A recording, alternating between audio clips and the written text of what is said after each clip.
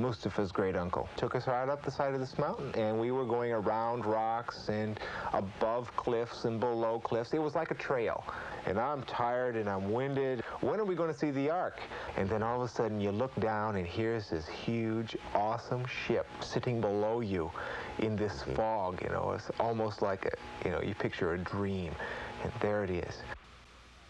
In 1959, we were flying jet fighters over Mount Ararat when we spotted what was said to be Noah's Ark. It appeared to be a barge-like structure, a large boxcar type design, and it definitely appeared to be man-made. I know if I had a chance to reach the Ark, it would be now. The wood was easy to see, but was frozen into the ice. Still then, I had no idea how big it was. I had dreamed of this. Raphael and I were excited like it was Christmas time. I tried to carry it down the mountain across my pack. It was very heavy. I could not keep my balance. High on a mountaintop in eastern Turkey, hidden beneath an icy glacier, is an important link to our distant past. Reports say it is a 5,000-year-old wooden ship with stalls and cages on board. From actual eyewitnesses, you will discover for the first time the real truth behind the age-old legend of Noah's Ark. You will witness never-before-seen aerial photos and satellite images that provide amazing new proof about the mystery that lies high atop Mount Ararat. You will hear fascinating eyewitness accounts from people who themselves have seen and photographed the ancient ship. By the end of this program, we'll know for the first time answers to questions that have puzzled historians for thousands of years. Could the ancient legends be true? Is this Noah's Ark? We're about to embark on a journey to find the answers to these and to many other intriguing questions. Is there any proof that a massive worldwide flood really happened, as the Bible claims? What new findings does modern technology, from satellite photography to the laboratory, offer in our quest of the Ark? How did Noah build his great boat? And what was it like for him and his family to face the greatest catastrophe the world has ever known? Who were these people who say they've actually seen the Ark of Noah? What photographic evidence or other proof do they have to back up their claims? Stay with us for a front row seat to the amazing first-hand discovery of the fabled Noah's Ark. We'd like to invite you to take part in perhaps solving the greatest and most intriguing mystery since the beginning of mankind.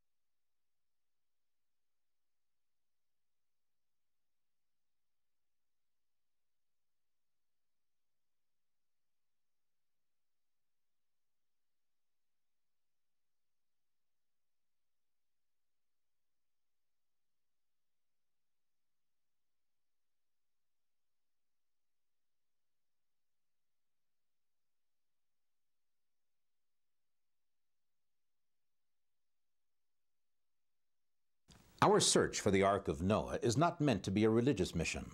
Above all, this is an archaeological quest to determine if this ancient mystery is truth or fable. Ultimately, our quest is to find the Ark itself. The Ark is probably the best known and most debated religious artifact in the world. Ark researchers and scholars have raised many serious and controversial questions. Were thousands of animals actually taken on board an immense boat to survive a devastating flood? How could one boat, even an immense one, shelter all the species of the animals in the world today?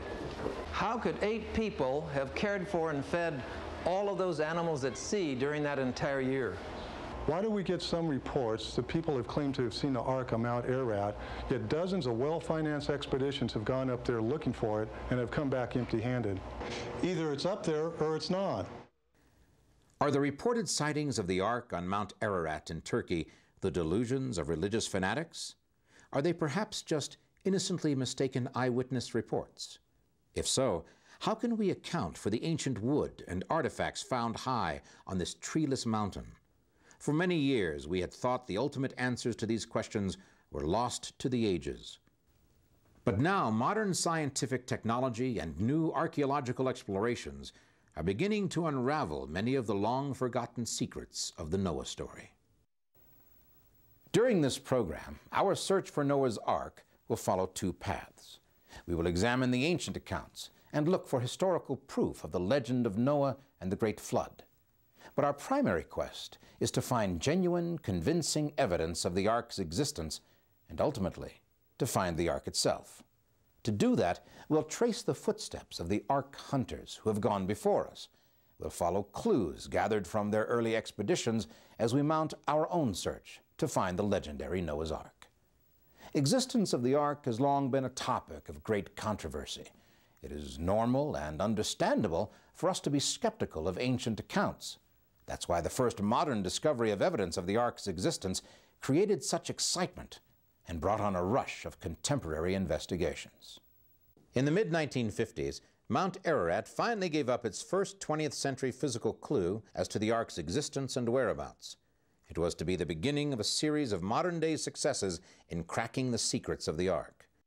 A French demolition engineer named Fernand Navarra first became interested in the Ark while serving in the military as a young man. Navarra began the first of a series of expeditions to Mount Ararat in 1952. My Kurdish guides had abandoned me at the lower level of the mountain, and so I tried my best to proceed on my own. I was not able to find the Ark exposed, but I did see a massive dark shape frozen under the glacier ice. I knew then I would have to return to discover what it could be. Navarra did return in July of 1955, accompanied by his young son, Raphael. What we see here is actual footage filmed by Fernand Navarra and his son during their expedition. 1955 was a warm year with the great glacial meltback. I know if I had a chance to reach the Ark, it would be now. It was Raphael who first spotted something. Navarra carefully lowered himself deep into a crevasse at the 13,500-foot level. The wood was easy to see, but was frozen into the ice. Still then, I had no idea how big it was. What Navarra chopped from the ice was a 5-foot hand-hewn wooden beam. A proud moment. I had dreamed of this. Raphael and I were excited like it was Christmas time. I tried to carry it down the mountain across my pack. It was very heavy. I could not keep my balance.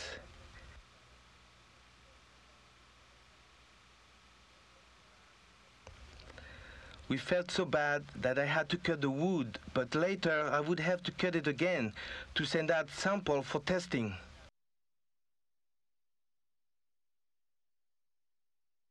A proud moment and fulfillment of a long-held wish. But was this actually wood from Noah's Ark? It was determined that the type of wood Navarra found does not grow near Mount Ararat. As a matter of fact, there's not a forest within 300 miles of the mountain. Navarra himself had the hand-hewn wood that he had found tested in 3 different laboratories.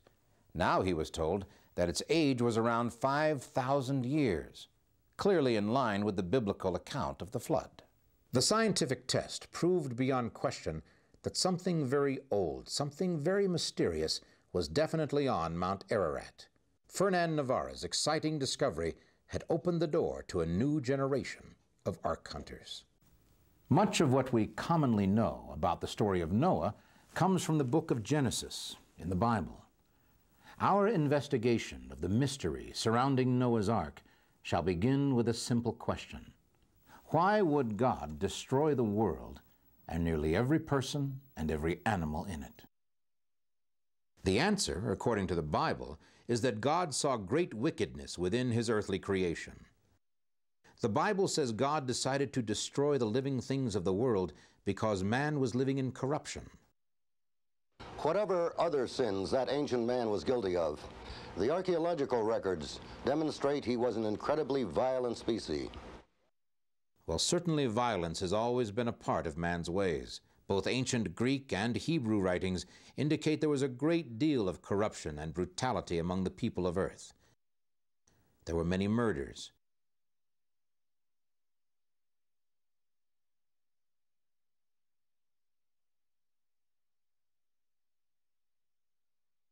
Human life was cheap indeed.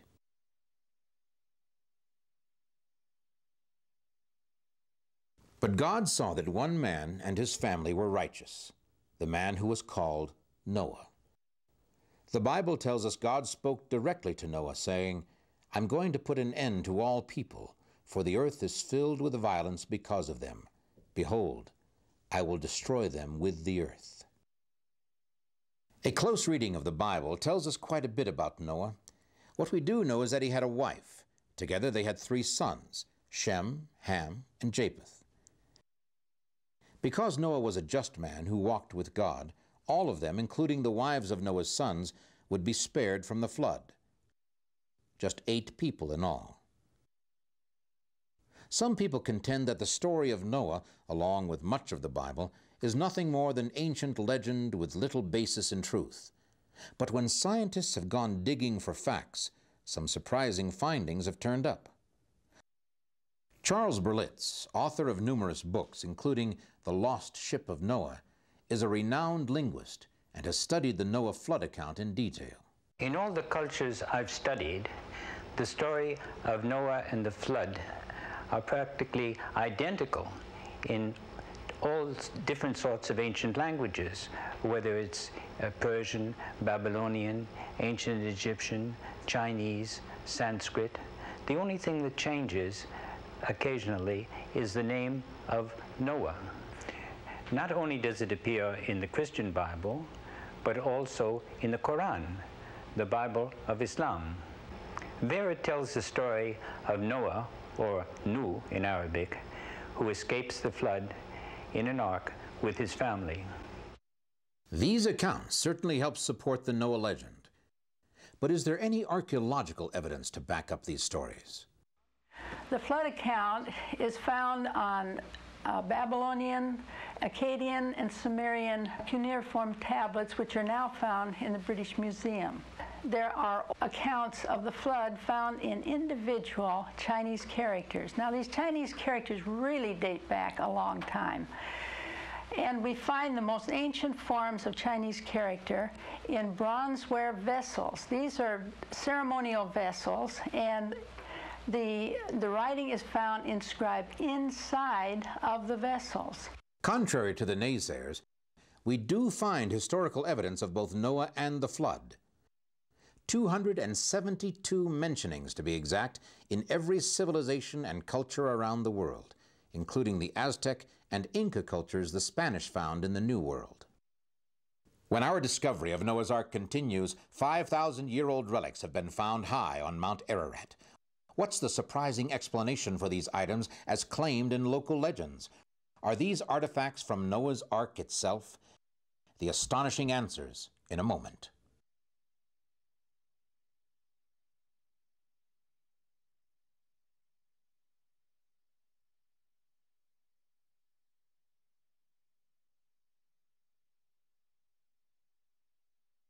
Our continuing quest for Noah's Ark centers on this totally treeless volcanic peak which borders on Iran and the former Soviet Empire. Mount Ararat rises to nearly 17,000 feet, covering 24 square miles. For a personal perspective of this forbidding mountain and its endless challenges, we visited Dr. John Morris, a geology professor who has led 13 expeditions to Mount Ararat. I've climbed mountains all over the world, but Mount Ararat is, I guess, it's brutal. It's just the worst I've ever climbed. Actually, from the south side, when you look at the mountain, it looks like a nice volcanic cone, but then on the opposite side, there's this incredible canyon called the Ohora Gorge. It's about 1.5 times the height of the Grand Canyon. There are vertical rock walls. I'm convinced they're unclimbable. It's covered with an ice cap year-round, and that ice cap is always eroding these volcanic layers, producing avalanches down below as it erodes along. Every afternoon there's a storm up on the mountain, and the winds sometimes are over 100 miles an hour. But neither the ominous legends nor the lethal hazards of the climb have ever deterred the thousands of determined answer seekers. They have been challenging the mountain for hundreds of years. We know that the Chaldean high priest and historian Berosus visited the site about 475 BC, where he wrote considerably of the phenomena he witnessed, stating that it was quite easy to discern the ark in its resting place high up on the glacier. Hieronymus, the Egyptian historian of 30 BC, who authored an ancient history of Phoenicia, mentions the ark's existence on Mount Ararat. Also in the same period, Nicholas of Damascus, the biographer of Herod the Great, told of the ark's landing near the summit of Ararat and reported that timbers were still there. Many celebrated men of antiquity made journeys to the awesome mountain. One of these was Epiphanius, the saintly bishop of Salamis in 360 AD, who was shown an already treasured relic of the ark, a well-preserved and identifiable piece of sea-going vessel. Armenian historian Hithon said he himself saw the ark in 1254. He wrote, "At the summit of the Mount Ararat, a great black object is visible, the Ark of Noah." In 1269 AD, renowned explorer Marco Polo wrote in his book, The Travels, that Noah's Ark rests high in the snowy reaches of Mount Ararat. There is plenty of ancient historical evidence spanning nearly 2,000 years that the Ark is on Mount Ararat. These sightings, recorded by prominent historians of the time, along with eyewitness accounts, add significant credibility to the survival of the Ark on Mount Ararat. According to the Bible, the Lord instructed Noah to build the ark of gopher wood in order to survive the flood. Obviously, gopher wood had to be very strong. Exactly what kind of wood was it? Gopher wood is a process rather than a species. In Israel, in the olden days, they had a particular tree. They would cut the bark, collect the sap, and use it as glue and splice wood together. Once it hardened, you could not break the splice. The wood would break on either side. We don't have a ply tree, but we have plywood. What if gopher wood is a process and a laminated process? Whether or not this process was used, the vessel was going to have to be incredibly strong because of its immense proportions. A length of 300 cubits by 50 cubits of width and 30 cubits of height, the cubit being about 18 inches. Just how big was it? It had 1,500,000 cubic feet of space inside, which is the equivalent of 170 railroad boxcars. The ark should be thought of in this perspective. Think of a 4-story apartment building almost a block long, and you've got it. God told Noah to make the ark with lower, middle, and upper decks. The construction of the ark continued over many years. Noah's neighbors came to laugh and scorn as Noah and his family worked toward completion. The construction by hand of a floating vessel of these huge dimensions boggles the mind. How was it possible for Noah to have built the ark on such a grand scale as recorded in the Bible without the use of modern technology? If we look at the evidence left to us by ancient civilizations, we find that the further back we go, the more amazing are the accomplishments. The ancient Minoans were highly advanced. Some of the reconstructions of their temples that were destroyed catastrophically reveal that they had tremendous abilities, architectural skills, and artistic design. We see their inlaid stone, natural ventilation, and air conditioning. We could go to Egypt and look at some of their artifacts, some of which are electroplated. Such electroplated artifacts have been found literally around the ancient world. The ancients were also able to make batteries and generate electricity. The ancient Mayans were able to calculate the solar year to be 365.2420 days, accurate to within 2/10,000ths of a day.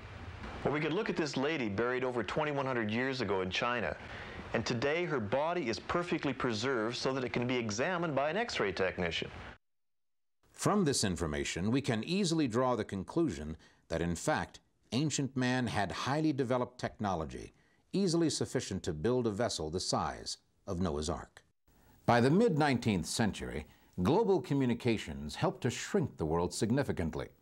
This brought Western civilization more information, along with speculation and rumor about reported sightings of Noah's Ark.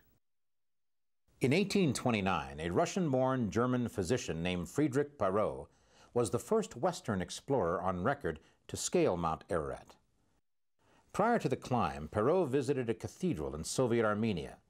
There he viewed the cross, which was claimed to be carved of wood brought down from Noah's Ark in 318 AD.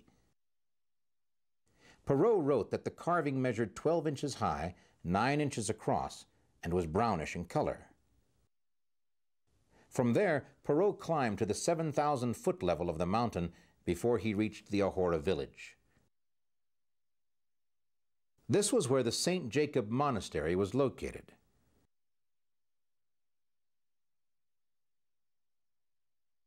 There he saw ancient manuscripts and relics from the Ark.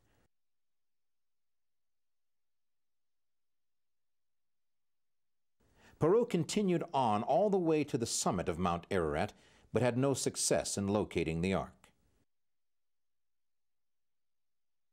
In June 1840, 11 years after Perot's expedition, Mount Ararat suffered a tremendous earthquake.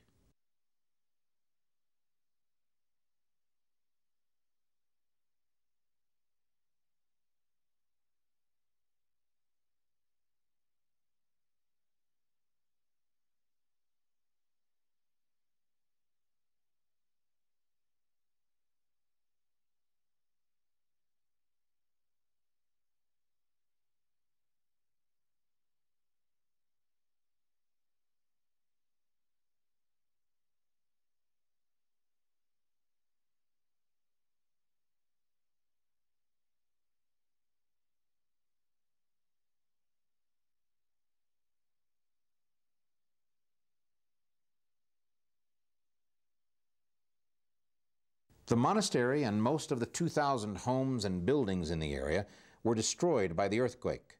Survivors were few. The St. Jacob Monastery and the relics it held literally disappeared under an avalanche of rocks from the shattered mountain, leaving behind the Ahora Gorge, a rugged canyon deeper than the Grand Canyon. Throughout the 1800s, adventurers, explorers, and people of faith continued expeditions to seek out the Ark. Herman von Abisch climbed to the Ararat summit in 1845, and 2 major glaciers on the mountain have been named after him. Colonel Kosgil of the Russian Army conquered the peak in 1850, and Englishman Major Robert Stewart made his climb in 1845. There are people who find difficulty in believing accounts of the past merely because the stories are old. But can there be any doubt that at least some of the 19th century Ark seekers actually saw the Ark and brought back proof of its existence? Can skeptics simply write off this vast number of eyewitness accounts and sightings? I have studied virtually every known historical sighting of the Ark on Mount Ararat. Over the past 150 years, many of these accounts of the sightings have gone into considerable detail.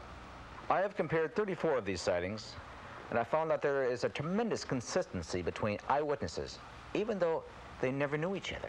We can choose to believe that all of these reports are based upon lies, or based upon the information presented by the eyewitness accounts. We can choose to believe that the Ark, or some large wooden barge, is on Mount Ararat, if just one of these reports is true. With the completion of the great boat, God commanded Noah to bring onto the Ark 2 of all living creatures, male and female. Wouldn't the gathering of the animals have been a virtually impossible task, a feat beyond all probability? The Bible says the animals shall come to the Ark. In this case, we wonder how the animals knew to come to this location. We think that instinctively they sensed from what was going on around about them that this impending disaster was about to happen. And as a result, they were led or even driven to seek a place of safety. Hence, the animals came to the Ark. Even with the enormous size of Noah's floating vessel, many serious questions arise that clearly challenge the credibility of the entire Ark story. The question I would ask is quite simple. How could 2 of every living animal be brought aboard any vessel? The sheer numbers and weight would overwhelm a fleet of arks. I don't believe we can take the story of the ark literally. Actually, the biblical record does not say that every species of animal in the world was in the ark. Many kinds were in the ocean, whales and marine creatures of various types, and of course the major insect varieties in the world were not included either. From studies that I and others have done, we estimate there could have been from 2,500 to 20,000 different kinds of animals taken aboard Noah's Ark.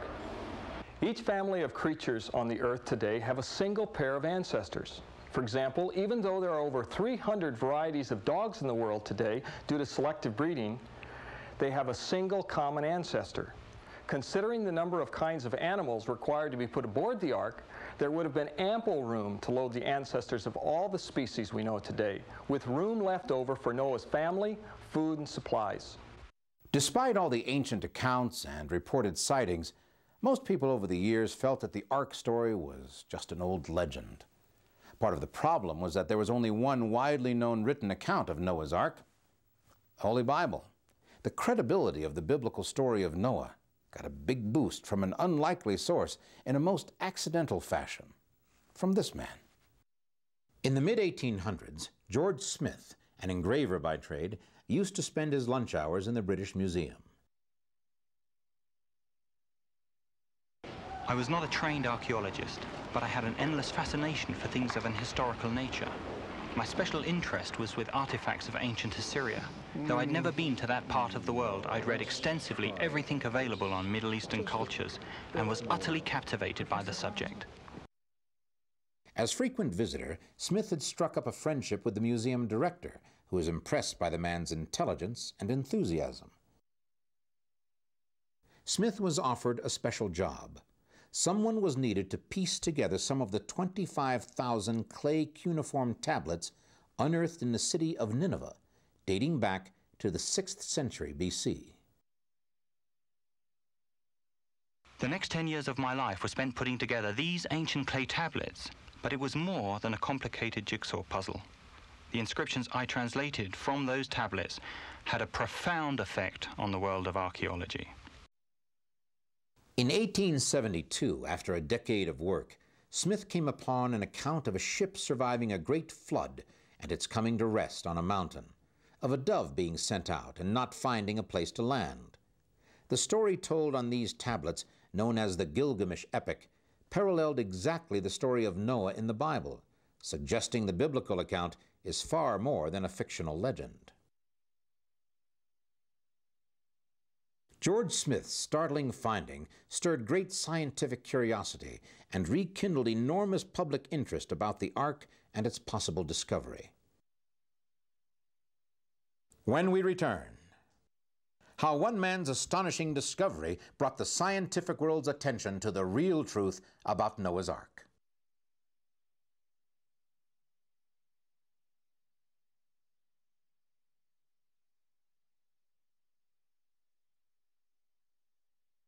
In 1876, James Bryce, a highly regarded British statesman, jurist, and author, journeyed to Mount Ararat. There, Bryce began the first recorded solo attempt to scale the mountain. On his trek, he discovered a 4-foot-long, 5-inch thick, partially petrified piece of hand-hewn timber. It was found at the snow-covered 14,000-foot level. Major newspapers of the day, including the New York Times, published Bryce's story, indicating his discovery of Noah's Ark. But Darwin's new theory of evolution was just then gaining in popularity. The Bryce account, which supported traditional religious thought, was largely ignored. In 1883, an expedition was sent on to Mount Ararat by the Turkish government to survey damage from a recent earthquake. The expedition team reported the discovery of the forepart of a very old ship jetting out of the ice 14,000 feet up the mountain. Measurements were taken, the Ark was entered, and the team reported seeing several stalls and cages inside the great vessel. Unfortunately, the Turkish report stirred very little international interest, once again because of the current popularity of Darwin's new theory of evolution. The long task of gathering the animals into the Ark was nearing completion. "Go into the Ark, you and your whole family, God told Noah, because I have found you righteous in this generation. Those who came to witness the spectacle considered it nothing but folly.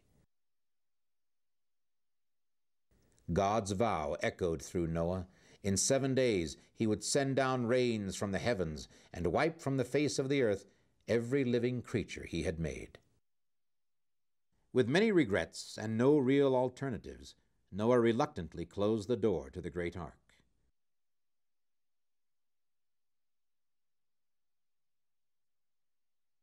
The people continued to mock Noah, unaware of the devastation and death that lie ahead.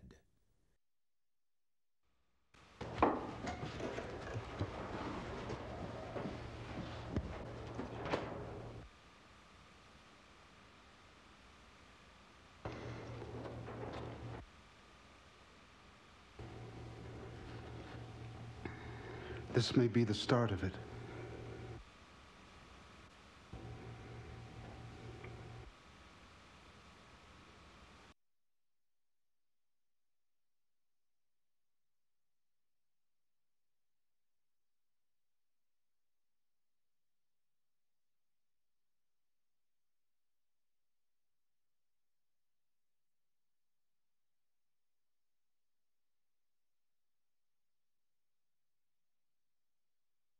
The downpour was far beyond anything we could have imagined.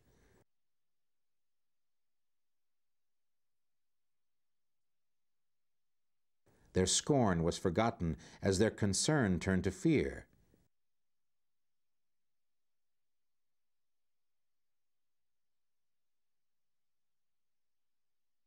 Even among the 8 on board, uncertainty was growing.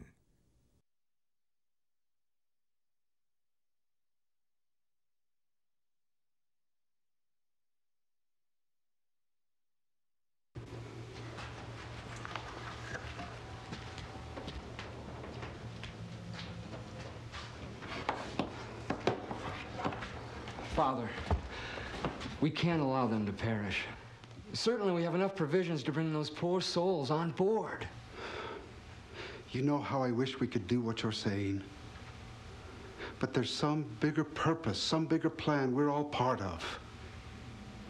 It's not in our hands to change that.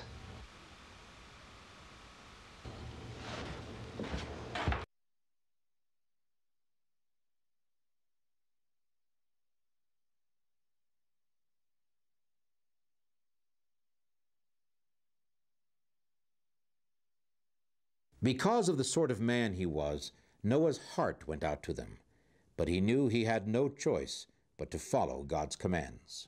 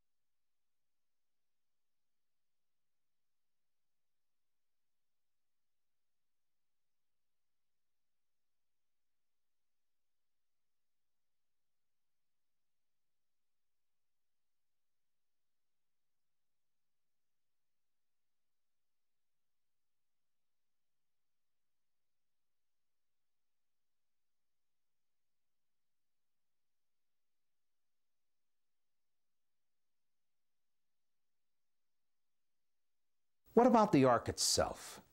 What was it designed to do during the flood? Was it capable of carrying out its assigned life-saving tasks? Could a seagoing vessel, built to the ark's specifications, endure a 40-day-long cloudburst and survive in a violent storm-tossed sea for months on end? Would the ark be sound and stable in the water? Some scholars completely reject the idea that a wooden boat the size of Noah's Ark would be at all seaworthy. When it comes to the design and construction of the biblical ark, there are several important reasons it could not have existed. First, the technology needed simply did not exist. Second, any modern vessel today would have certainly foundered in far less weather conditions than the biblical deluge. It is highly unlikely Noah's wooden ark would have survived more than a few hours under such conditions. To examine this issue ourselves, we took a model of the ark to a marine laboratory to see how it would handle waves and other hydraulic stresses. When subjected to the regular waves generally found on the ocean, the ark was deemed not only seaworthy, but exceptionally stable. Then the test tank duplicated waves equivalent to 200-foot tidal waves. Again, the ark was not only seaworthy, but extraordinarily stable. You can show that the balance between the buoyant force and the gravitational force and the wave force and so on would be such that the ark would right itself if it were tilted anywhere up to 90 degrees, anywhere from 0 to 90 degrees, in other words. The righting effect would be such that it would just come right back up again. It'd be practically impossible to capsize. So it appears the ark was indeed a highly reliable seagoing vessel. It is all the more remarkable for one simple fact. No larger ship was built on Earth for over 4,000 years. When our discovery of Noah's Ark continues, startling eyewitness accounts tell of a large wooden ship resting high on the snowy reaches of Mount Ararat. George Agopian, after a 4-year drought, went up and saw the ark completely exposed. But I'm convinced at this time that I was looking at Noah's Ark.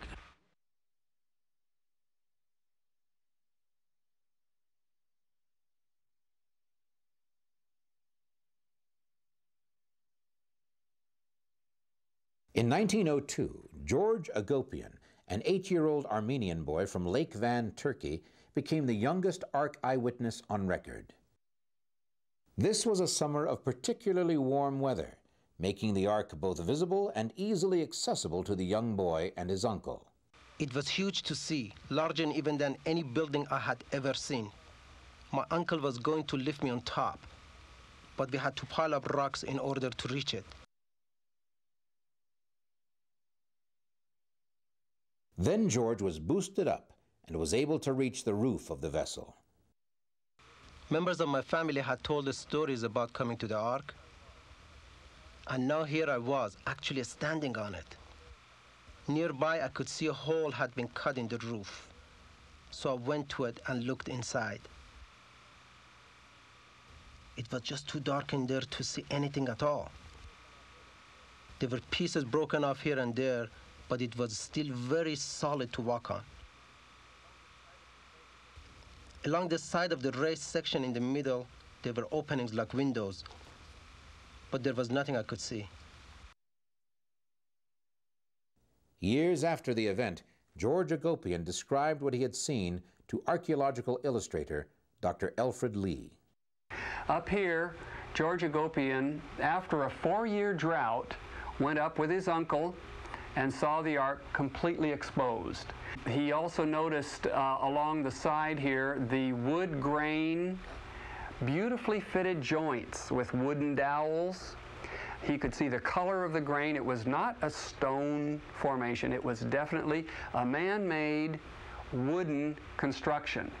All these pieces of beams and wooden planking gleaned from the slopes of Ararat over the centuries seem to beg a question.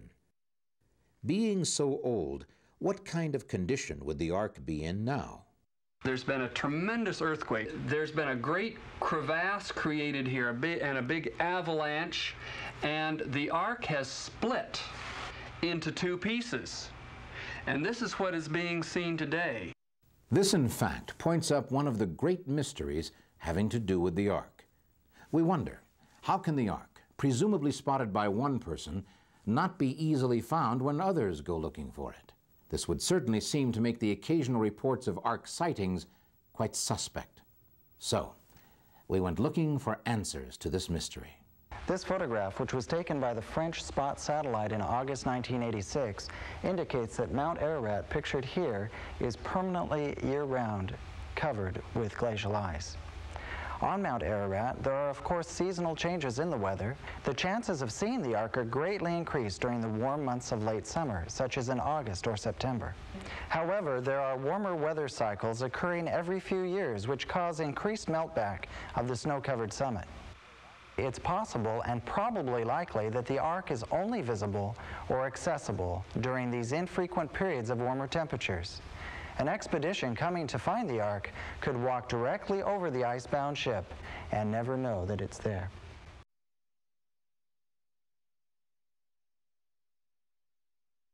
So the first appearance of sunlight was a revelation.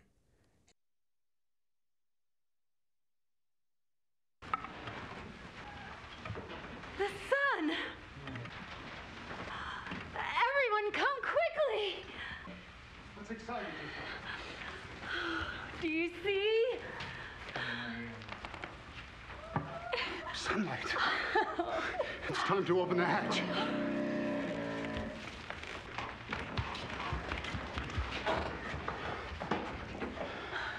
At long last.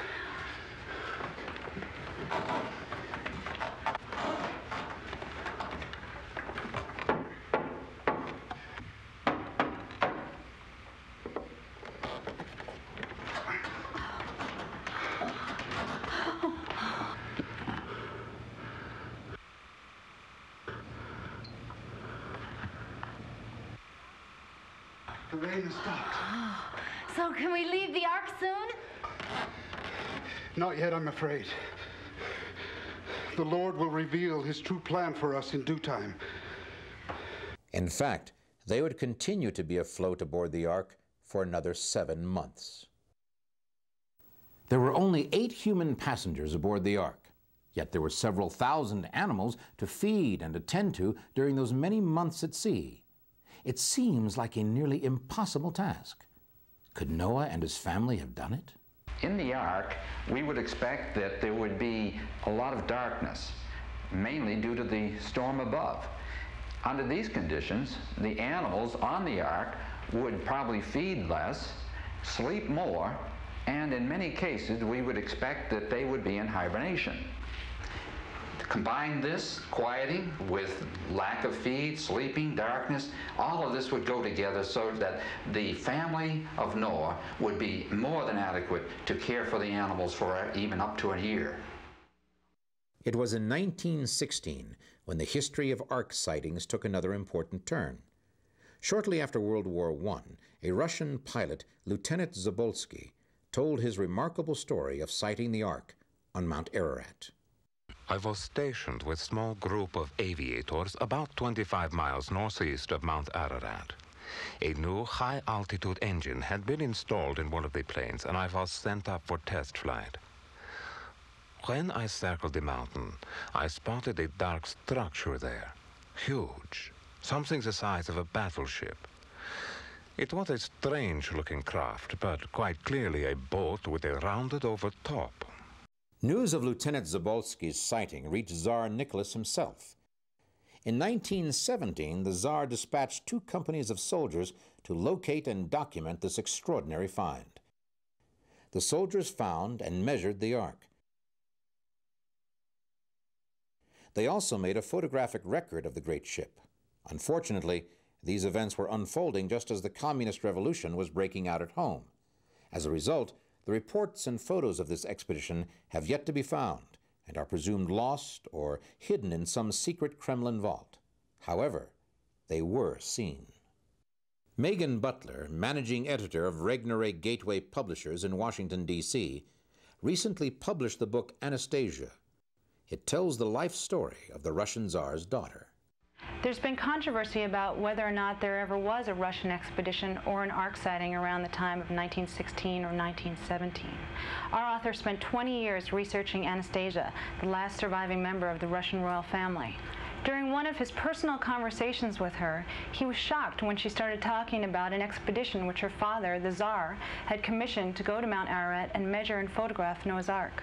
She told him she'd actually seen the photographs and the report from the expedition. She also told him she'd worn a cross made from the wood of Noah's Ark. During World War II, Allied pilots flew many missions in the vicinity of Mount Ararat. I was in North Africa, stationed with the Signal Installation Battalion doing work for the Army Air Force. A flyer, a good friend of mine, he and I decided to have a cup of coffee one evening. And while in the officers' mess, overheard the conversation of a couple of other officers concerning pictures they took when they were flying over Turkey and over Mount Ararat. And As I looked at the pictures, we become interested and started to look at them too. And some of them said, you know, these could be Noah's Ark. Let me tell you what I saw in these three pictures.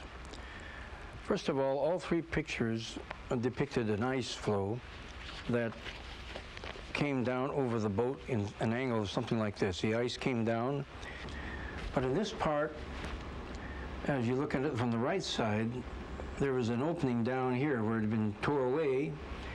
And I could see the various, about 1 and 2 layers here, and also a structure along the side here. There was no question in the minds of these flyers that this was Noah's Ark. And a similar picture was put in the Stars and Stripes in about 1944. But I'm convinced at this time that I was looking at Noah's Ark. There's no question in my mind, and the flyers felt the same way. In Genesis, we read that the waters prevailed 15 cubits upward, and all the high mountains under the entire heavens were covered. At a depth of 15 cubits, the highest mountain peaks on earth would have been covered by more than 20 feet of water. Flooding is a natural phenomenon of nature. Few parts of the world are free from its savage effects, but the biblical account of Noah's flood tells of a great worldwide disaster, a global deluge requiring billions upon billions of cubic feet of water. Can we find any proof at all that it really happened? Floods, both great and small, are an integral part of this planet's nature. There are many indications of floods in antiquity, but I personally would question one single massive flooding that covered the entire Earth in water for 150 days. There's an extensive amount of evidence for a global universal flood catastrophe, and I see most of that evidence in the fossil record.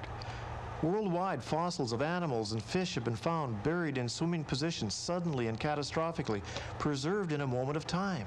Among the most fascinating fossil finds which show animals in swimming positions include rhinos, hippos, and zebras buried in volcanic ash in Nebraska, hundreds of dinosaurs in Alberta, Canada, drowned in flood-deposited volcanic ash, and in Scotland, tons of fish have been found in positions of terror, fins extended and eyes bulging. Another fossil graveyard, this one in Geiseltal, Germany, shows a mixture of plants and insects from all climatic zones. When these kinds of fossils are found together, this is usually indicative of global flooding and rapid burial. And what about Mount Ararat itself, where the Bible claims the ark came to rest? If it had been submerged underwater, as the Bible says all mountaintops were, can we see any evidence that this actually happened? I've noticed two things in particular on Mount Ararat from a geologic point of view that indicates that this 17,000-foot volcanic mountain was once underwater. First is the occurrence high on Mount Ararat of what is called pillow lava. Pillow lava is a unique formation that occurs when molten lava emerges from the earth below water. This alone indicates that the mountain was at one time underwater. Secondly, we have found salt crystals on Mount Ararat which could only be formed underwater. These salt crystals were found at the 14,000-foot elevation, indicating that, at least up to the permanent ice and snow line, that this mountain was underwater at one point. When we continue. I couldn't understand what they were saying, but it was pretty clear they wanted us out of our tents. A team of explorers ascends Mount Ararat in search of the Ark. As they approach the discovery site, their trek takes a surprising turn.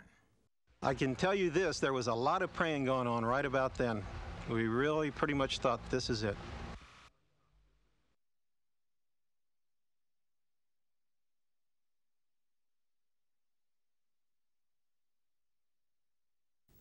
And so the evidence mounts, indicating that yes, there likely was indeed massive worldwide flooding. It appears more and more that the events surrounding the biblical story of Noah may in fact be true. The devastating worldwide flood of Noah, along with the legendary 40 days and 40 nights of rain, is one of the Bible's most enduring and dramatic stories. But to accept this story of the flood as truth, we're faced with some very tough questions. All that water, where did it come from? How did it rise up and cover all the land masses? And after the flood, where did it go? Remember, we're not talking about a little bit of water here. The Bible says it was enough to cover the tallest mountain peak by 20 feet. The first chapter of Genesis specifically describes a firmament or atmosphere which God created around the earth. In describing the waters above the firmament, Scripture suggests that in the time before the flood, there was a canopy of water vapor around the earth, much like thick clouds of rain, which help to moderate the earth and protect its climate. The idea of a water vapor layer or canopy surrounding the earth sounds somewhat bizarre, but actually canopies are quite common among the planets of our solar system. Venus and Jupiter and Saturn all have cloud canopies and thick gaseous envelopes surrounding them. If the Earth once had such a canopy, how much rain could it have produced? Enough for a worldwide flood? The vapor canopy would have precipitated at most 40 feet of water directly. In addition, water released by volcanic eruptions during the flood would have kept heavy rain falling for 40 days and nights, becoming lighter as our present-day weather regime came into existence. Our experts have indicated that the Great Deluge started when the water came from three sources: the subterranean fountains bursting forth, rain coming from the canopy above, and waters from the existing ocean spilling over the land. But what would have sparked this series of incredible events? One prominent theory suggests we look for an answer beyond the heavens. It's clear from observations of the moons and planets of the solar system that many of them have undergone periods of heavy meteor bombardment. Even on the Earth, with its higher erosion rates, over 100 ancient impact sites have been discovered. It is certainly plausible that one of these resulted in a series of cataclysmic events leading to the Great Deluge. As a specific cause of the flooding, the meteor theory ranks among the most plausible. To explore this subject further, we turn to the retired director of one of the Defense Department's major research and development laboratories, Dr. Walter Brown. We can see on our planet 17 very strange features which can now be systematically explained as a result of a cataclysmic global flood whose waters erupted from subterranean chambers with an energy release exceeding the explosion of 10 billion hydrogen bombs. This explanation shows us just how rapidly major mountains formed. It explains the coal and oil deposits, the rapid continental drift, why on the ocean floor there are huge trenches and hundreds of canyons and volcanoes. It explains the formation of the layered strata and most of the fossils, the frozen mammoths, the so-called ice ages, and major land canyons, especially the Grand Canyon. The pre-flood Earth probably had only one very large supercontinent covered with lush vegetation. There were seas and major rivers. The mountains were smaller than today's, but perhaps 9,000 feet high. According to the hydroplate theory, the pre-flood Earth had a lot of subterranean water, about half of what is now in our oceans. This water was contained in interconnected chambers, forming a thin spherical shell about half a mile thick, perhaps 10 miles below the Earth's surface. Increasing pressure in the subterranean water stretched the crust just as a balloon stretches when the pressure inside increases. Failure in the crust began with a microscopic crack which grew in both directions at about 3 miles per second. The crack, following the path of least resistance, encircled the globe in about 2 hours. As the crack raced around the Earth, the overlying rock crust opened up like a rip in a tightly stretched cloth. The subterranean water was under extreme pressure because of the weight of the 10 miles of rock pressing down on it. So the water exploded violently out of the rupture. All along this globe-encircling rupture, fountains of water jetted supersonically almost 20 miles into the atmosphere. The spray from this enormous fountain produced torrential rains, such as the Earth has never experienced before or after. The Bible states that all the fountains of the great deep burst open on one day. And it describes these events about 5,000 years ago, which we can now tie together scientifically. Some of the water jetting high above the cold stratosphere froze into supercooled ice crystals and produced some massive ice dumps, burying, suffocating, and instantly freezing many animals, including the frozen mammoths. of Siberia and Alaska. The high-pressure fountains eroded the rock on both sides of the crack, producing huge volumes of sediments that settled out of this muddy water all over the earth. These sediments trapped and buried plants and animals, forming the fossil record. This erosion widened the rupture. Eventually, the width was so great that the compressed rock beneath the subterranean chamber sprung upward, giving birth to the mid-oceanic ridge that wraps around the earth like the seam of a baseball. The continental plates, the hydroplates, still with lubricating water beneath them, slid downhill away from the rising mid-Atlantic ridge. After the massive, slowly accelerating continental plates reached speeds of about 45 miles per hour, they ran into resistances, compressed, and buckled. The portions of the hydroplate that buckled down formed ocean trenches. Those that buckled upward formed mountains. This is why the major mountain chains are parallel to the oceanic ridges from which they slid. The hydroplates, in sliding away from the oceanic ridges, opened up very deep ocean basins into which the floodwaters retreated.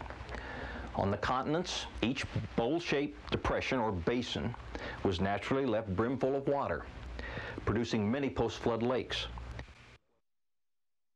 The demonstration you have just witnessed of a massive worldwide catastrophe in antiquity supports the biblical story of the deluge in every detail. The challenges of Mount Ararat, even for the professional climber, are formidable.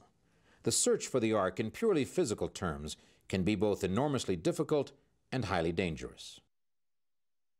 It's difficult enough to fight the elements in scaling Mount Ararat in search of the Ark, but the political conditions in these parts can often be just as unpredictable as the mountain itself. Anyone traveling to Turkey to search for the Ark is putting their personal safety at considerable risk. To understand this part of the world is to understand a very complex political situation, which is composed of many regional population groups. This part of Turkey used to be known as Armenia. In the beginning of the communist era in Russia, over 200,000 Armenians were wiped out by the Bolshevik regime. The present situation in this area is still very volatile. Two sides of the mountain face hostile neighbors, Iraq and Iran, and even the lower elevations of the mountain are occupied by terrorist groups of one type or another. Plus, Kurdish terrorists have been known to give expeditioneers a great deal of trouble, robbing them and threatening them with death. Since 1978, educator John McIntosh has been on 8 expeditions to Mount Ararat. On this particular day, we had climbed up to the 13,500 foot level on the south face of the mountain and proceeded to set up camp for the night. And we heard a lot of noise. I couldn't understand what they were saying, but it was pretty clear they wanted us out of our tents.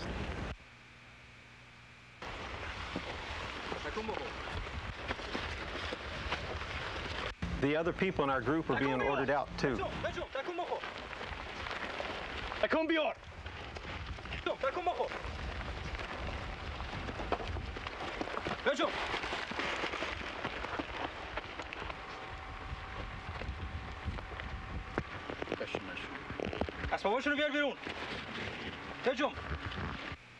They hauled out everything we had and pulled aside our cameras and any other valuables they wanted to keep.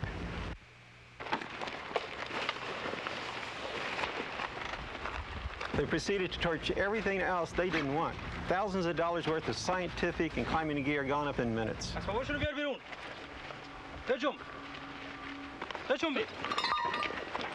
They had everybody in our group move back into a line. At that instant, it didn't really dawn on me what was taking place until I looked up. I can tell you this, there was a lot of praying going on right about then. We really pretty much thought this is it.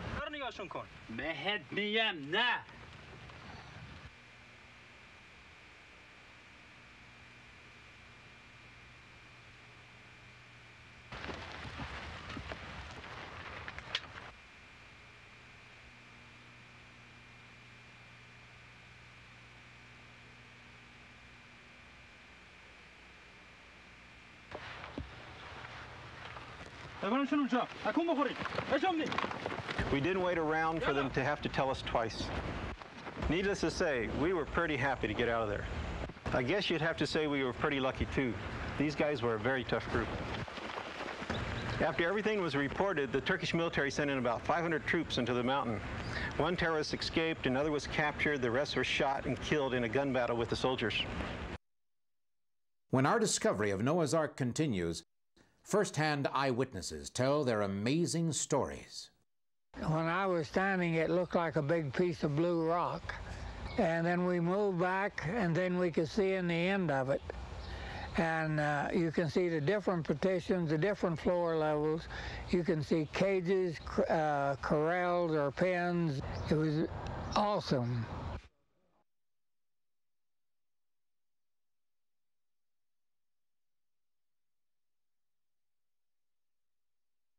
A number of recent eyewitness sightings of the Ark on Mount Ararat have taken place. It's interesting to note that in each of these cases, the sightings were accidental. These people did not set out to locate Noah's Ark.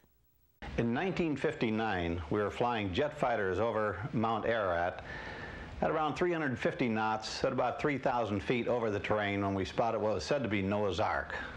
I didn't think of it as Noah's Ark at the time. I wasn't aware of the biblical story placing Noah's Ark at Mount Ararat. It appeared to be a barge-like structure, or a large boxcar type design, and it appeared to be sticking out of a mountain in a kind of a horseshoe depression, and it definitely appeared to be man-made.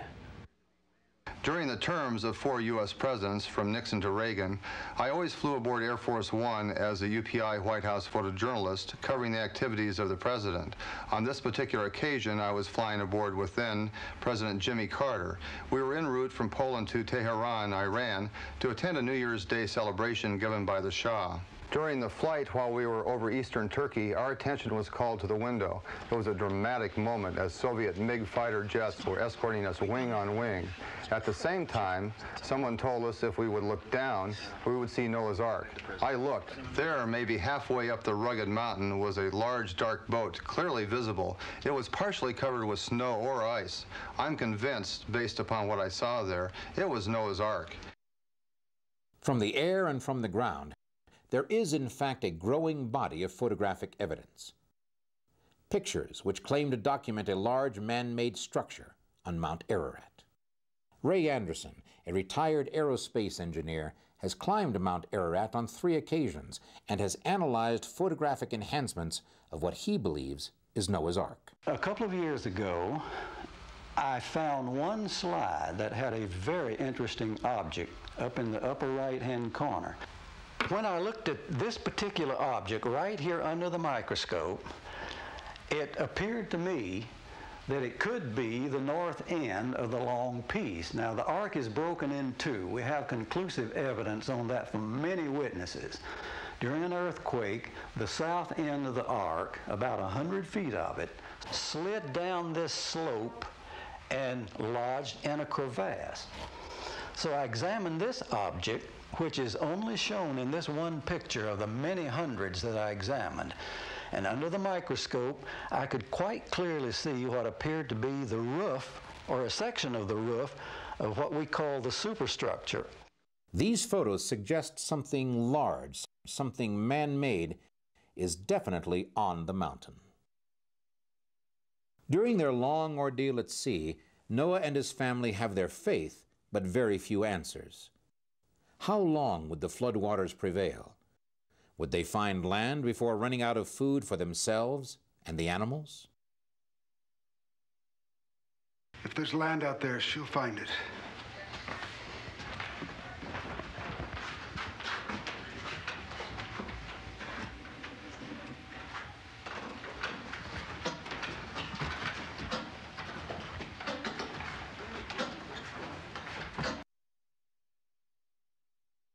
Noah sent out a dove from the ark to search for dry land, which may have surfaced above the floodwaters. But the dove returned, having found no place to rest. Later the dove was sent out again, but this time the dove returned grasping an olive branch in its beak indicating the floodwaters had receded.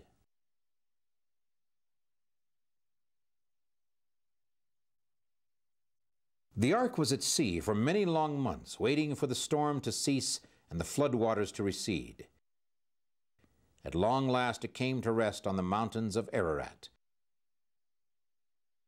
Now 8 months after the flood began, other barren mountain peaks became visible. Noah and his family followed God's command and continued to stay aboard the ark for their safety and that of the animals. It was their only shelter and home. It was in the 10th month that Noah climbed to the highest reaches of the ark. There he opened the hatch which allowed him to reach the roof of the great boat. He climbed onto the roof to be able to see in all directions from where the ark had come to rest. The barren landscape still showed the ravages of the devastating flood. It was to be nearly 60 more days before Noah felt it was safe enough to leave the ark.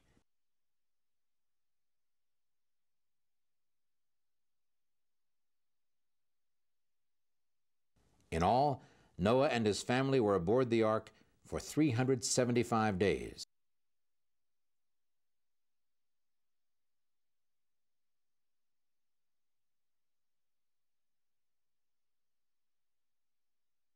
And the creatures of the earth were set free once again. Noah's trust in God's commands had been an enormous act of faith. But it was faith well rewarded. Noah and his family were the only humans to survive the great flood, and for Noah's faithfulness, the Lord promised never to bring such destruction again, and for the first time on earth set a rainbow in the sky, sealing his promise to mankind.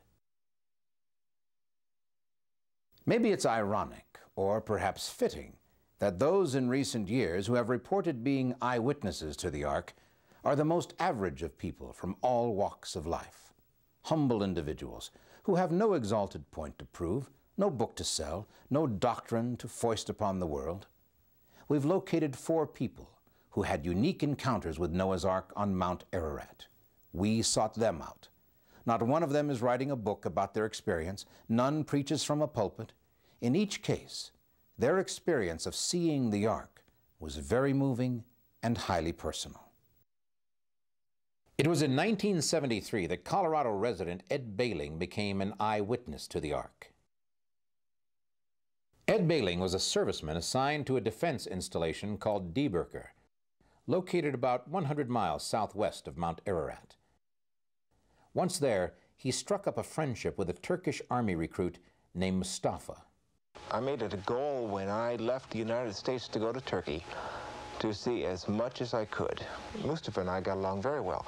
He was in the army at that time about a year. I was talking to Mustafa and telling him how I wanted to go up and see the ark. He said he had a great uncle that knew where the ark was, and his great uncle was going to take us up to it. So I was kind of exciting, you know. Boy, I'm on an adventure. We found ourselves at this old tent, this old camp. Mustafa's great uncle. He knew it all, basically. He was the elder of all. His uncle seemed kind of reluctant to take us up there. But, you know, talking to Mustafa, he says, you know, well, I convinced him that you're okay. Locals who live here are very suspicious of outsiders. Without this local connection, this visit to the ark would have been impossible. I asked him to take a camera, but he preferred that I didn't. He said, Ararat is close to the Russian border, and you're American, I'm Turkish. It could cause some uncomfortable situations. Mustafa's great uncle took us right up the side of this mountain, and we were going around rocks and above cliffs and below cliffs. It was like a trail. He knew exactly where he was going. And I'm tired and I'm winded, and I said, oh boy, when is this ever going to end? When are we going to see the ark? If we don't see it pretty soon, I want to go back. His uncle turns around and laughs at me, and he points down.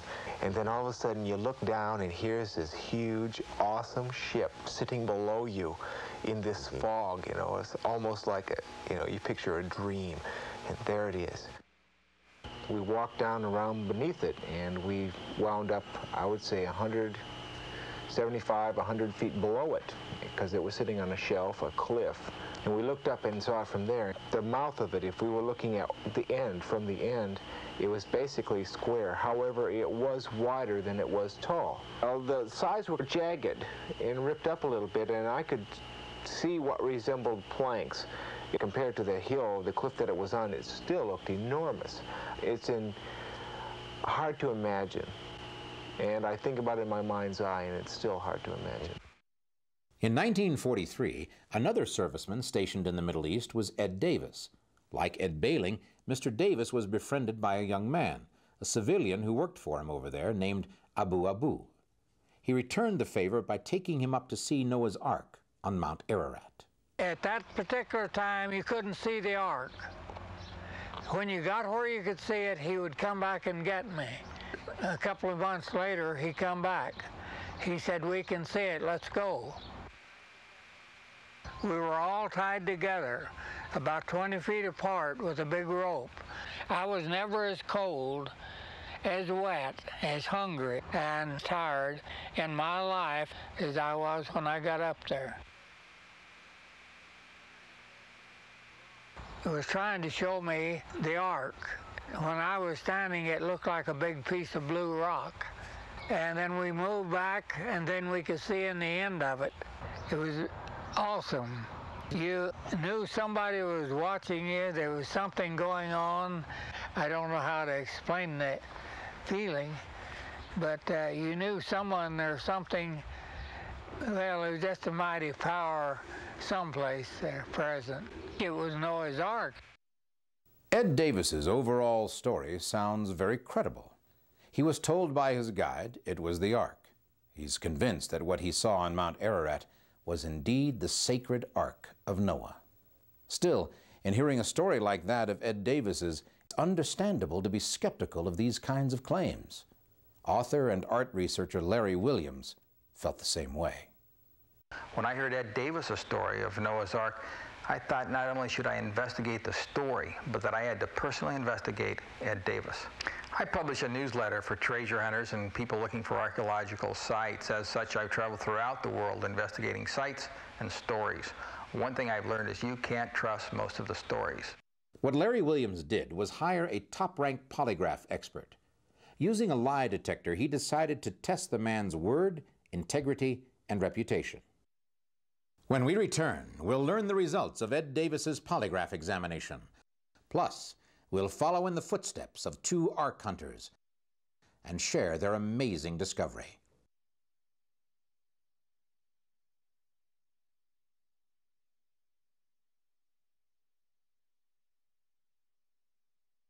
Publisher Larry Williams meant business when he decided he wanted Ed Davis to sit for a lie detector test. I went to Albuquerque, New Mexico, and hired a top polygraph expert with about 15 years of experience on the police force. I told him the Ed Davis story, and he said, "Larry, give me half an hour with this guy and I'll break him." After 2 real intense hours, the polygraph expert came out and said, "Larry, I can't tell you what mountain Ed Davis was on. I can't tell you if it was Noah's Ark, but I'll tell you this.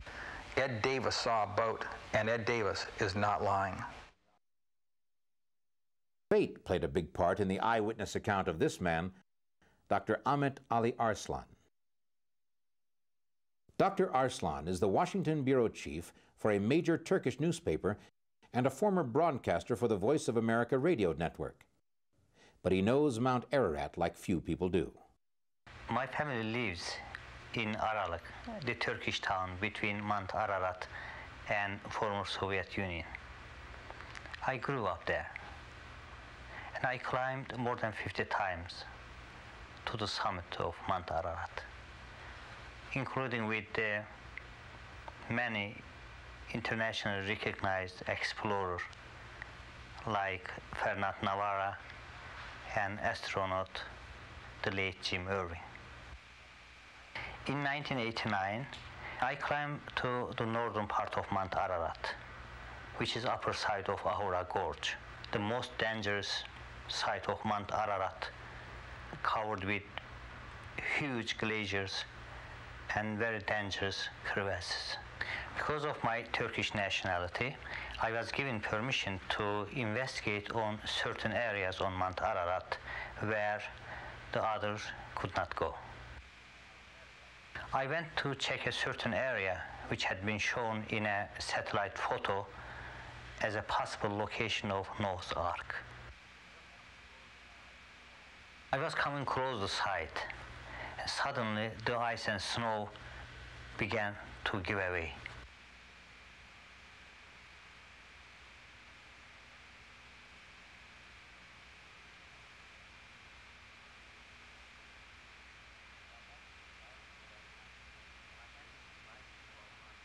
I ended sliding about 100 feet. It was fortunate that I didn't fall in the crevasses. Otherwise, I would be dead.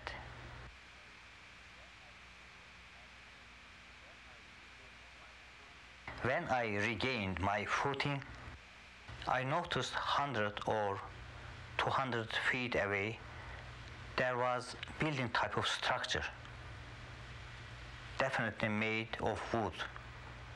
It shouldn't be there, just 1,000 or 2,000 feet below the summit. It almost looked like a captain's cabin. I immediately took my camera and shot pictures. You can see straight flat beams and such. Definitely appears man-made structure. My belief is that what I saw and what I took in my photographs definitely, without question, is Noah's Ark. It would be hard not to be impressed by the testimony of these 4 eyewitnesses. They are living people whose stories can be corroborated and directly questioned. 4 men who were all on the mountain at different times over nearly half a century, who tell a story that is remarkably the same. So far, we've counted a number of 20th century civilian and military aerial sightings of Noah's Ark. We've also presented the modern-day eyewitness accounts of George Agopian, Ed Behling, Ed Davis, and Ahmet Arslan. But is there one single factor that all these accounts have in common to help us actually find the Ark for the world to see? The answer is yes. The Ark's location on Mount Ararat. All sightings have been on the north side of Mount Ararat, above the Ahura Gorge. In an August 1990 helicopter expedition around Mount Ararat, we flew over the glacier on the northeast face of the mountain. At that time, we took this photograph of a rectangular object we believe to be the Ark of Noah. So, we have the photograph shot by the Carl Baugh Group where the shape of an object in the glacier could be seen. But we took that a step farther and had the photograph computerized for analysis. Now we're seeing a computer image of the primary object identified by satellite. As we enhance the computer image of this object, we can see that the object is rectangular in shape. Here, this is the outline, and the object extends over a ledge. In my opinion, this is clearly a man-made object. Our mystery would already be solved if the Central Intelligence Agency and our Defense Department would only release their reconnaissance photos of spy satellite imagery of eastern Turkey. And why won't they? There at the Strategic Air Command are secret documents right now which have pictures of Noah's Ark. They're even labeled Noah's Ark on the picture. We know our government has photos and satellite imagery of that area of Noah's Ark.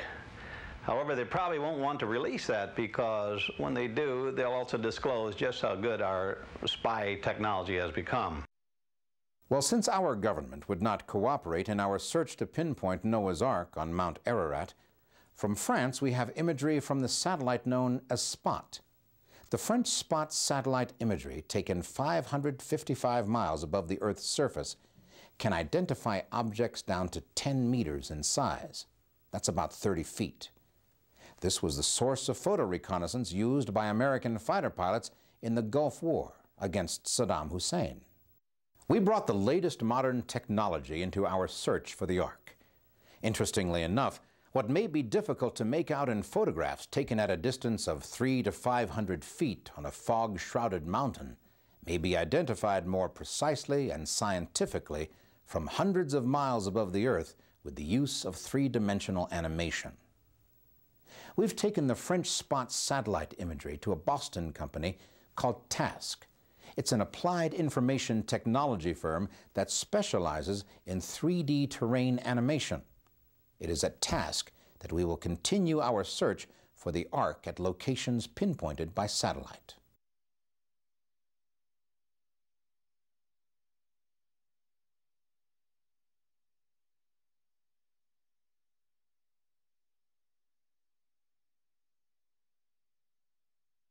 In our animation model, we're approaching Mount Ararat from a couple hundred miles away. We see Little Ararat in the foreground, and as we approach the two mountains, we're setting our course to fly between them as we go into a circular flight path around Mount Ararat. The animation clearly shows the Finger Glaciers on the mountain and the deep scar of the Ahora Gorge on the north side, above which the Ark sightings have occurred. The Ahora Gorge is an awesome sight of sheer cliffs, all the way up to the Ararat snow line, which continues upward to Ararat's multiple summit peaks.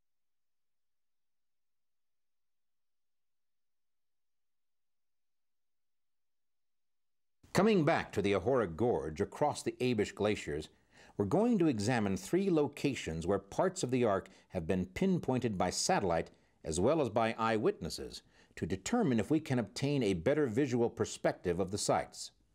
First, we're going to look in this fishhook area on the eastern plateau where Ray Anderson believes the larger piece of the Ark is located. Moving down from about an 11 position on a clock face to a 5 position, we're directly over the site pinpointed by the SPOT satellite and depicted in photos taken on 3 different successful Ark expeditions. Using the imagery from the SPOT satellite, we will attempt to pinpoint the exact location of Noah's Ark on Mount Ararat, as seen by military satellites, eyewitnesses, and photographers. In this computer lab, we're now seeing on our computer screen SPOT satellite imagery of Mount Ararat. This S-shaped crevasse is about 1,500 feet long and 90 feet wide. In the middle, we see a defined object extending out of the snow over a rocky ledge. Now in this SPOT imagery close-up, we're able to measure the size of this object. We see here the crevasse with the gray pixels defining a rocky ledge. Extending out of the snow in this area, we see an object coming out over the ledge. Each pixel is 32 feet, so this object is about 80 feet wide and extends out of the snow about 90 feet. According to SPOT satellite imagery and helicopter photo enhancement, this rectangular object is not part of the natural terrain. According to military satellite information, the object is made of wood. It was at this site that the 1990 helicopter expedition made another interesting discovery. Expedition member Carl Baugh explains. In late August 1990, our team did 11 separate helicopter expeditions around Mount Ararat. Our advanced satellite information specified this immediate area as being the primary target, and the spectrographic lines indicated that it was of wood. Now that is an impressive finding. But there is more as we move to the third site located right on the treacherous upper edge of the Ahora Gorge itself. It is here that experts say there is another broken portion of the Ark protruding from the glacial ice and is clearly exposed when the weather permits. It was at this site that several years ago, astronaut James Irwin, accompanied by a Dutch TV crew, took a most amazing photograph. We were in a plane with Jim Irwin on board, flying around the Ararat mountain, and then flying around the Ahora Gorge. On that particular spot, we did see an object sticking out of the snow cap. It looked like the Ark of Noah. We really got excited, but our time of flying was running out. We had to go back to our base. But some of us were really convinced this could well be the Ark of Noah. So on that very last expedition ever made, that got all the permissions of the Turkish government, finally, that afternoon, we think we saw Noah's Ark. James Irwin didn't want to announce his startling discovery until he could mount a ground expedition to film at the site. Sadly, Irwin died before he could return to Mount Ararat. Astronaut James Irwin's space explorations will be remembered for generations, and thanks to him for providing the world with this most amazing photograph. Perhaps we can now consider that Irwin's personal spiritual quest to find Noah's Ark has been fulfilled as well. Just as there are some people who are convinced by the easiest evidence, there are others who are skeptical, even in the face of the most conclusive proof. In the case of Noah's Ark, there's a third group of people who no longer need to be convinced. What I saw is Noah's Ark. It's there. All the people have to do is go up and look at it. It was awesome. It was Noah's Ark. You've seen scientific demonstrations, and you've heard the results of a polygraph examination. You've seen the satellite photographs, you witnessed the stories, and heard the personal testimonies. I had dreamed of this. The wood was easy to see, but was frozen into the ice. Still then, I had no idea how big it was. The evidence is now before you. Well protected and hidden away from the world, the remains of a giant boat have been identified on Mount Ararat. Samples of the wood taken from the vessel have been dated to the time when the Bible indicates a worldwide flood occurred. From this and everything we've seen on this program, what conclusion can be drawn?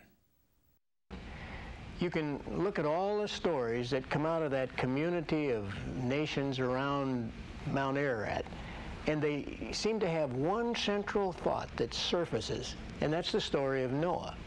All the evidence leads to the fact that that great ship that's been sighted up there on Mount Ararat has to be the Ark of Noah. This man called Noah demonstrated his faith in epic proportions.